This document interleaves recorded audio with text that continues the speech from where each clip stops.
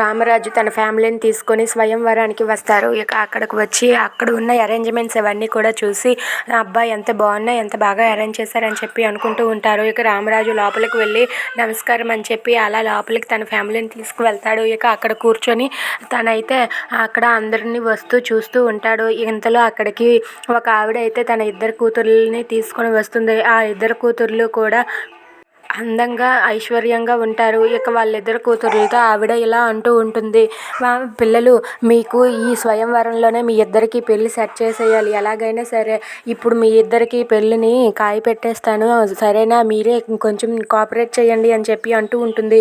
ఇంతలో అక్కడ స్టేజ్ పైకి చందు వెళ్ళి మాట్లాడుతూ ఉంటాడు.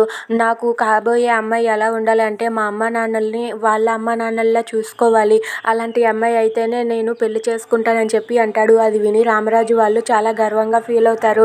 ఇంతలో అక్కడ ఉన్న ఆవిడ ఇలా అంటూ ఉంటుంది, చూడండి చూడండి మనకు కావాల్సింది కూడా ఇలాంటి పప్పులాగా ఉన్నవాడే కదా, అమ్మా నాన్నలు తోక పట్టుకొని తిరిగినవాడు అయితే పప్పు లాంటి వాడే కదా, ఇలాంటి వాడిని మనం ఇప్పుడు సెట్ చేసుకోవాలి, ఏంటి పెద్దమ్మాయి నువ్వు కాసుకో, వాడిని చూసుకో, నువ్వు ఇప్పుడు ఆ అబ్బాయిని సెట్ చేసుకో అని చెప్పి అంటుంది. అది వినగానే ఆ అమ్మాయి అయితే చందు వైపు చూస్తూ నవ్వుతూ ఉంటుంది.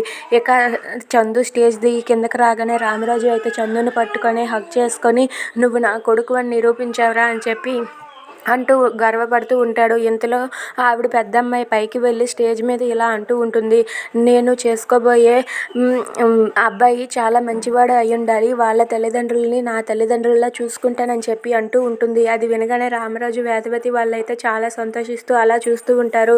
వీళ్ళిద్దరికీ బాగుంటుంది, వీళ్ళిద్దరికీ ఈడు జొరుగు కూడా బాగుంటుంది, వీళ్ళిద్దరికీ సెట్ అయితే బాగుందని చెప్పి అనుకుంటూ ఉంటారు. అటు ఆవిడ ఇటు ఈ అమ్మాయి వీళ్ళు కూడా ఇలా అనుకుంటూ ఉంటారు. ఇక చందుకు ఆ అమ్మాయి సెట్ అవుతుందా? If you like this video please like, share and subscribe.